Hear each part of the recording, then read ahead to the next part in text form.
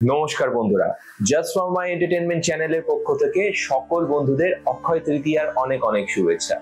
অক্ষয় শব্দের অর্থ যার কোনো ক্ষয় নেই, আর তৃতীয়া শব্দের অর্থ হলো তৃতীয় দিন। বৈশাখ মাসের শুক্লপক্ষের তৃতীয়া তিথিতে অক্ষয় তৃতীয়া পালিত হয়।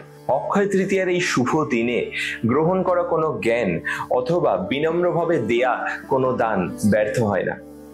আসুন জেনে নিই অক্ষয় তৃতীয়া সম্বন্ধীয় 10টি এমন জিনিস যা হয়তো আমরা অনেকেই জানি না।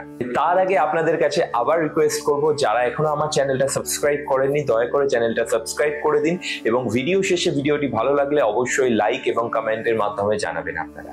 প্রথম, বছরের শুধুমাত্র আজকের দিনেই অর্থাৎ এই অক্ষয় তৃতীয়ার শুভ দিনেই বৃন্দাবনে বাঁকে বিহারী ধামে বাঁকে বিহারী লালের চরণ কমল দেখতে পারেন ভক্তবৃন্দরা।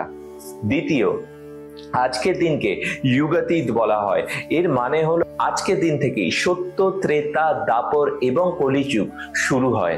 তৃতীয় গুরুত্বপূর্ণ জিনিস, আজকেরই এই পূর্ণ তিথিতে মা গঙ্গা আমাদের সকলের মঙ্গল কামনায় পৃথিবীতে অবতীর্ণ হয়েছিলেন। চতুর্থ, শ্রীকৃষ্ণের ষষ্ঠ অবতার অর্থাৎ ভগবান পরশুরাম আজকের দিনেই পৃথিবীতে প্রকট হয়েছিলেন।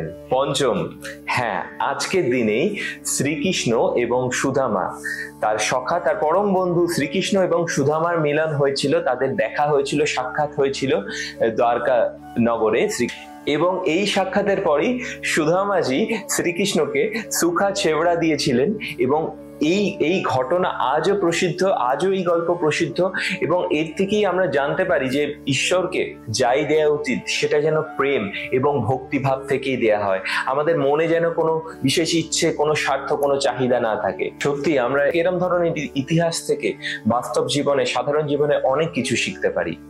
6, আজকের দিনেই কুবের দেবকে দেবতাদের সম্পত্তির খাজাঞ্চি করা হয়েছিল।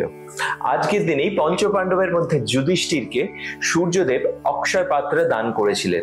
অক্ষয় পাত্র মানে সেই পাত্র যে পাত্র সূর্যদেব যুধিষ্ঠিরকে দান করেছিলেন, এবং সেই পাত্রে ততক্ষণ, প্রত্যেক দিন ততক্ষণ অব্দি অন্ন ভর্তি থাকবে যতক্ষণ না মহারানী দ্রৌপদী সেই পাত্র থেকে অন্ন গ্রহণ করছেন।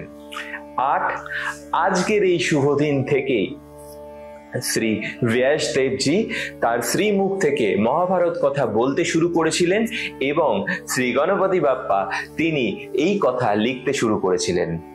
9, আজকের দিনেই গৌমাতার মাতা, মাতা কামধেনু অথবা মাতা সুরভি বলে আমরা যাকে পুজো করি, তিনিও আজকের দিনেই প্রকট হয়েছিলেন। 10, আজকের দিন থেকেই 21 দিনের জন্য চন্দন যাত্রার শুভ সূচনা হয়।